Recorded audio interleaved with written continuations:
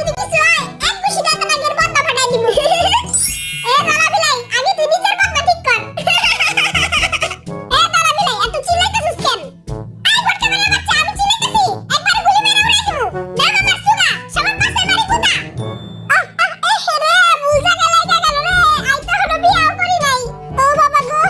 এটা তো অবিশ্বাস হইব মনে হয় 20-30 বছর পর এবার পাকনা বাইর করে পাখির মতো উড়াল দেন পাখি পাখি রে